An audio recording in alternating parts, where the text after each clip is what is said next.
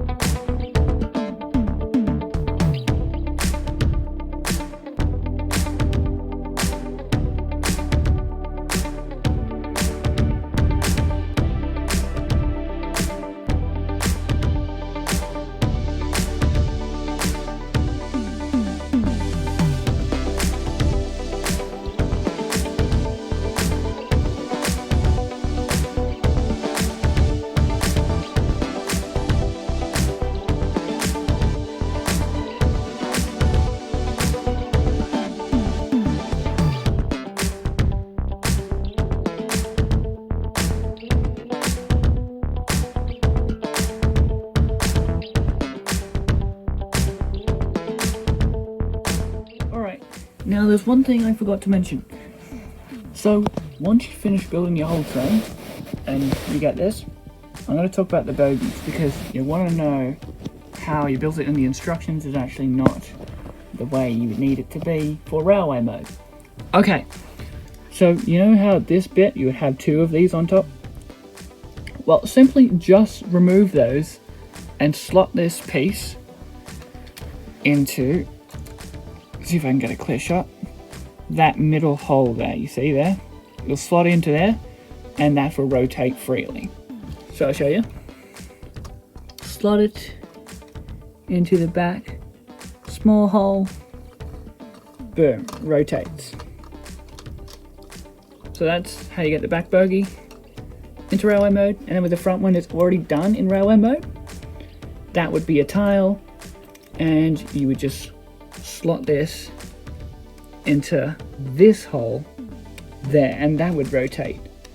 And if you don't want it to be railway mode, then add a 2x4 skinny, one of these, onto there, and boom, place it there. Easy. So yeah, I designed my trains in such a way that you can have the bogies either attached, so when you're transporting them around they don't fall off, or you can do them in railway mode. Whatever mode you choose. But yeah, just wanted to say that real quick. So, there you go. That is the whole tutorial on how to build my Lego R-Class. Yeah, hopefully you guys all enjoyed, and I hope you were able to follow this. And hopefully I wasn't going too fast, and that, yeah, you were able to follow this. So thank you guys so much for watching, and I hope to see you guys all next time. Bye!